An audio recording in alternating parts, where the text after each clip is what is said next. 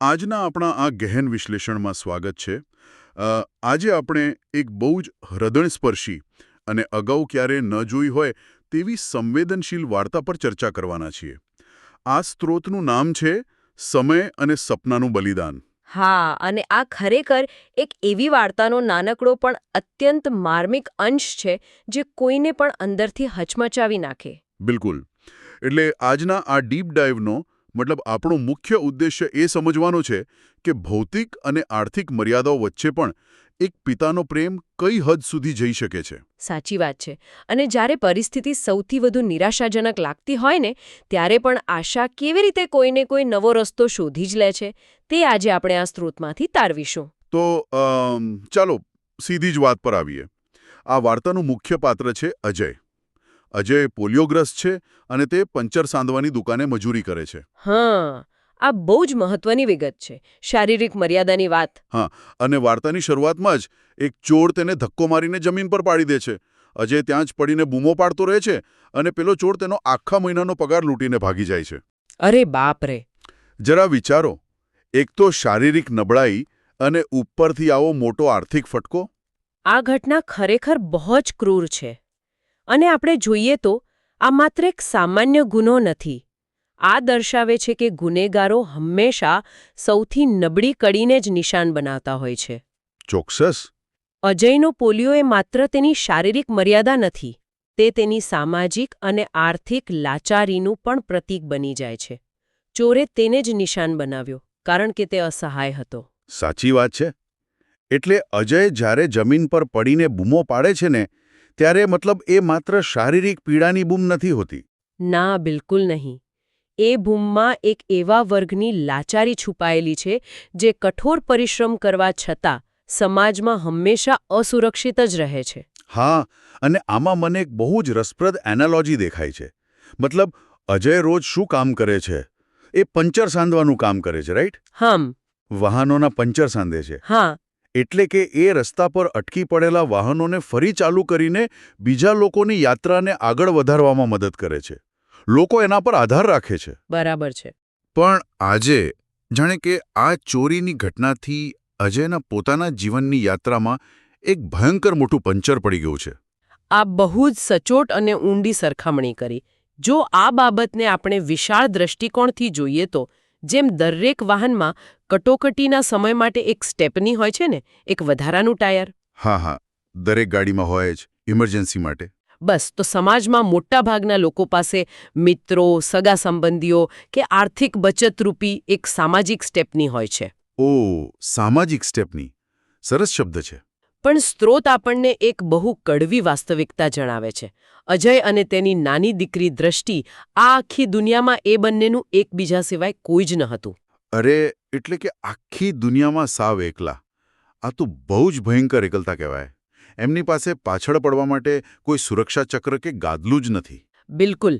આ સંપૂર્ણ એકલતા અને શારીરિક મર્યાદા, આ બંનેનું મિશ્રણ આ ચોરીની ઘટનાને અત્યંત જીવલેણ બનાવે છે. અને પાછું અજય માટે પગારનો એક રૂપિયો કમાવો એ સામાન્ય માણસ કરતાં બમણી મહેનતનું કામ છે. હા, કારણ તે પોલિયોગ્રસ્ત છે. એટલે આ માત્ર થોડા રૂપિયાની ચોરી નથી, આ તેમના અસ્તિત્વ ટકાવી રાખવાની જંગમાં સીધી હાર છે.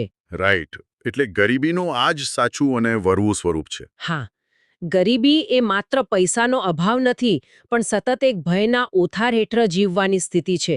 એક નાનકડી દુર્ઘટના પણ આખો માળો વીખી નાખે છે. બરાબર. હવે આ અસ્તિત્વના સંઘર્ષની વાતથી આપણે થોડા આગળ વધીએ. આ ઘટનાથી અજય આટલો બધો કેમ તૂટી ગયો એનું એક બહુ મોટું ભાવનાત્મક કારણ સ્ત્રોતમાં આપેલું છે.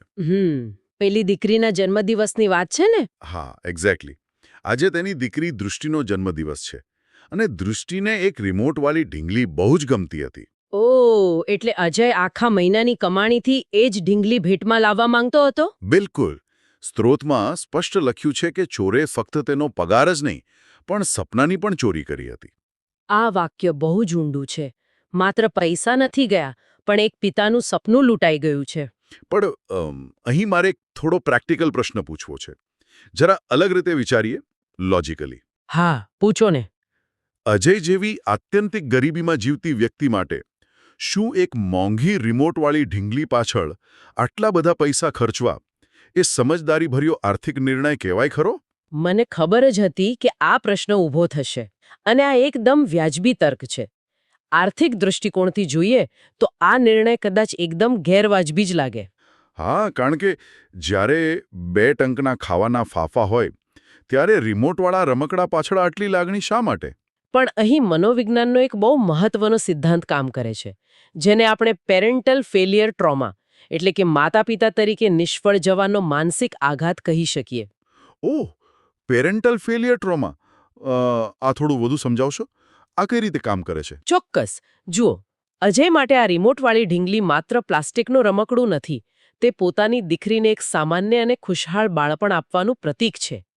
એટલે કે તે નથી ઈચ્છતો કે તેની દીકરીને તેની ગરીબીનો ડંખ વાગે. બિલકુલ.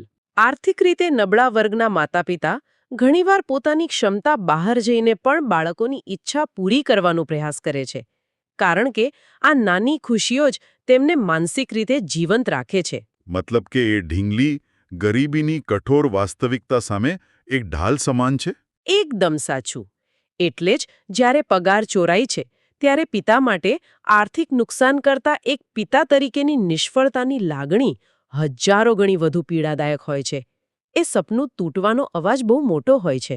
અરે બાપરે, આ તો ખરેખર હૃદયને ચીરી નાખે તેવું અર્થઘટન છે. એટલે કે જ્યારે તે ચોરના ધક્કાથી જમીન પર પડ્યો હશે ત્યારે તેને પોતાના છોલાયેલા ઘૂંટણની પીડા કરતા પોતાની દીકરીની આંખોમાં આવનારી નિરાશા વધુ વાગતી હશે. આ એવો માનસિક આઘાત છે જે તેને અંદરથી કોરી ખાતો હશે. સાચી વાત છે. આખો મહિનો પરસેવો પાડ્યા પછી, એક ખાસ દિવસની રાહ જોયા પછી ક્ષણવારમાં બધું જ શૂન્ય થઈ જાય એ બહુ કપરું છે. બિલકુલ. પણ વાર્તા અહીં અટકતી નથી. ના, અહીંથી જ વાર્તાનો સૌથી મોટો અને નિર્ણાયક વળાંક આવે છે. હા, સ્ત્રોત જણાવે છે કે નિરાશાના આ ઘોર અંધકારમાંથી અજય હળવેકથી ઊભો થાય છે અને ઘર તરફ ચાલે છે. અને આ જ નિરાશા તેને એક નવા વિચાર તરફ દોરી જાય છે. અને એ ભારે પગલે ચાલતા ચાલતા તેની નજર ક્યાં પડે છે એ બહુ અગત્યનું છે. બરાબર. તેની નજર પોતાના કાંડા પર રહેલી ટાટાની ઘડિયાળ પર પડે છે. જે ઘડિયાળ તેના લગ્ન વખતે તેના પિતાએ તેને ભેટમાં આપી હતી. હા, અને પછી સ્ત્રોતમાં એક વાક્ય આવે છે કે અચાનક વીજળી ચમકે તેમ તેના મગજમાં એક વિચાર આવ્યો. આ વીજળી ચમકવી એ કોઈ સિનેમેટિક કે જાદુઈ ઘટના નથી હો, પણ એ અસહ્ય માનસિક પીડામાંથી બહાર આવવા માટે મગજની એક આંતરિક પ્રક્રિયા છે. પણ તો આ બધાનો ખરેખર અર્થ શું છે? એના મગજમાં જે વિચાર આવ્યો હશે તે તો સ્પષ્ટ જ છે ને? હા, તે એ ઘડિયાળ વેચીને ઢીંગલી લાવવા માંગતો હશે. પણ ફરીથી અહીં મારે થોડો તર્ક લડાવવો પડશે. અજય અત્યંત ગરીબ છે. તેની પાસે ભવિષ્યની કોઈ બચત નથી. હું સમજી ગઈ તમે શું કહેવા માંગો છો. તો ભવિષ્યની કોઈ મેડિકલ ઇમરજન્સી માટે કે અચાનક આવી પડતી આફત માટે કદાચ આ ઘડિયાળ જ તેનો એકમાત્ર આર્થિક સહારો છે. તો શું માત્ર એક રમકડા માટે પિતાની અમૂલ્ય ભેટ વેચી દેવી એ અત્યંત ઉતાવળિયો કે ખોટો નિર્ણય ન કહેવાય? આ પડકાર એકદમ સચોટ છે અને બહારથી જોતા આ નિર્ણય સાવ ગેરવાજબી અને જોખમી જ લાગે એમાં કોઈ શંકા નથી. રાઈટ. એટલે મને આ બલિદાન પાછળનું લોજિક નથી સમજાતું. પિતાની આખરી નિશાની આમ વેચી દેવી? જુઓ, આને સમજવા માટે આપણે ટનલ વિઝન નામની મનોવૈજ્ઞાનિક સ્થિતિને સમજવી પડે. Tunnel vision? એ વળી શું છે? જ્યારે માણસ અત્યંત તાણ, ભય અને ભાવનાત્મક દબાણ હેઠળ હોય છે ને, ત્યારે તેની આસપાસની બધી જ વ્યવહારિક વાસ્તવિકતાઓ ધૂંધળી થઈ જાય છે. અચ્છા, એટલે કે એને ભવિષ્ય કે આયોજન કંઈ દેખાતું જ નથી? બિલકુલ. તેને માત્ર એક જ લક્ષ્ય કે ઉકેલ દેખાય છે. અજયના કિસ્સામાં તેને મેડિકલ ઇમરજન્સી કે ભવિષ્યના આર્થિક આયોજનો નથી દેખાતા. તેને માત્ર ને માત્ર પોતાની દીકરીના ચહેરા પરનું સ્મિત બચાવવું છે. ઓહ, એટલે કે પિતા તરીકેની પોતાની નિષ્ફળતાના આઘાતમાંથી બહાર આવવા માટેનું આ એક ડેસ્પરેટ પગલું છે. હા, એ કોઈ આયોજનબદ્ધ વિચાર નથી, પણ પોતાના અસ્તિત્વ અને ગૌરવને બચાવવાનો એકમાત્ર ઉપલબ્ધ રસ્તો છે જે એનું મગજ પકડી લે છે. વાવ, હવે સમજાયું. આ ટનલ વિઝનનો કન્સેપ્ટ ખરેખર બહુ જ વૈજ્ઞાનિક રીતે આખી પરિસ્થિતિને ક્લિયર કરે છે. વાર્તા અચાનક ભવિષ્યના સપના એટલે કે ઢીંગલીથી ભૂતકાળની યાદ તરફ શિફ્ટ થાય છે. અને અહીં નોંધપાત્ર અને આશ્ચર્યજનક બાબત એ છે કે આમાં 3 પેઢીઓ એકસાથે જોડાઈ રહી છે. 3 પેઢીઓ કઈ રીતે? જુઓ, અહીં અત્યંત સુંદર પ્રતિકાત્મક વિરોધાભાસ છે. ઘડિયાળ એ સમય છે, ભૂતકાળ છે અને અજયના પિતાનો પ્રેમ છે. જ્યારે ઢીંગલી એ સપનું છે, ભવિષ્ય છે અને દ્રષ્ટિ માટેનો અજયનો પ્રેમ છે. ઓહ વાવ! એટલે કે અજયના પિતાનો પ્રેમ હવે દ્રષ્ટિના પ્રેમ માટે બલિદાન બનવા જઈ રહ્યો છે? એકદમ સાચું. અજય કોઈ અજાણ્યા વ્યક્તિ માટે કે પોતાના મોજ શોખ માટે આ ઘડિયાળ નથી વેચી રહ્યો. તે પોતાના પિતાના પ્રેમને એક નવું સ્વરૂપ આપી રહ્યો છે. અદ્ભુત. એટલે તે ભૂતકાળને વેચીને ભવિષ્ય ખરીદી રહ્યો છે. હા, આ બલિદાન કોઈ વસ્તુ ગુમાવવાની પ્રક્રિયા નથી, પણ પ્રેમને એક પેઢીમાંથી બીજી પેઢીમાં હસ્તાંતરિત કરવાની પ્રક્રિયા છે. સાચો પ્રેમ ક્યારે હાર માનતો નથી. તે કોઈને કોઈ રસ્તો શોધી જ કાઢે છે. આ બાબત એ પણ દર્શાવે છે કે સાચો પ્રેમ ક્યારે ભૌતિક વસ્તુઓમાં કેદ નથી હોતો. ઘડિયાળ ભલે ગમે તેવી મૂલ્યવાન હોય, પણ તેનું સાચું મૂલ્ય તો તેમાં રહેલી લાગણી છે. બિલકુલ. જો એ જ લાગણી આજે દીકરીના ચહેરા પર સ્મિત લાવી શકતી હોય, તો એ ઘડિયાળનું સાચું મૂલ્ય આજે જ ઉપજ્યું ગણાય. ચોરે તેના પૈસા ચોરી લીધા, તેને શારીરિક રીતે જમીન પર પાડી દીધો, પણ કોઈ ચોર અજયની આ આંતરિક તાકાતને નબળી ન પાડી શક્યો. એકદમ સરસ રીતે તમે આ વાતને મૂકી. પંચર સાંધનારો આ માણસ પોતાની દીકરીના તૂટેલા સપનાનું બહુ જ સુંદર રીતે પંચર સાંધી લે છે. સાચી વાત છે. અને આ જ માનવીય આત્માની અદમ્ય શક્તિ છે. પોતાના સંતાન માટે વ્યક્તિ પોતાની બધી જ મર્યાદાઓની બહાર નીકળી શકે છે. આ ખરેખર બહુ જ મોટી વાત છે. તો આજના આ ગહન વિશ્લેષણના અંત તરફ આગળ વધતા આ નાનકડા સ્ત્રોતમાંથી મળેલા પાઠ પર આપણે સૌએ વિચારવાની જરૂર છે. ચોક્કસ. આ વાર્તા આપણને સમજાવે છે કે સંજોગો ભલે ગમે તેટલા વિપરીત હોય, પણ માણસની આંતરિક તાકાત અને પ્રેમ તેને ક્યારેય રોકાવા દેતા નથી. હા, આપણા રોજિંદા જીવનમાં આપણે ક્યારે એવું વિચારીએ છીએ ખરા કે આપણા પ્રિયજનોની ખુશી માટે આપણે આપણી કઈ વહાલી વસ્તુઓ જતી કરી શકીએ છીએ? બહુ ઓછા લોકો આવું વિચારતા હોય છે, કારણ કે ભૌતિક વસ્તુઓ સાથેનો આપણો લગાવ બહુ ગાઢ હોય છે. બિલકુલ. પણ આ ચર્ચા પૂરી થાય એ પહેલાં મારા મનમાં એક નવો જ વિચાર આવી રહ્યો છે, જે કદાચ આખી વાર્તાના પરિપ્રેક્ષ્યને બદલી નાખશે. અચ્છા, એવો કયો વિચાર છે?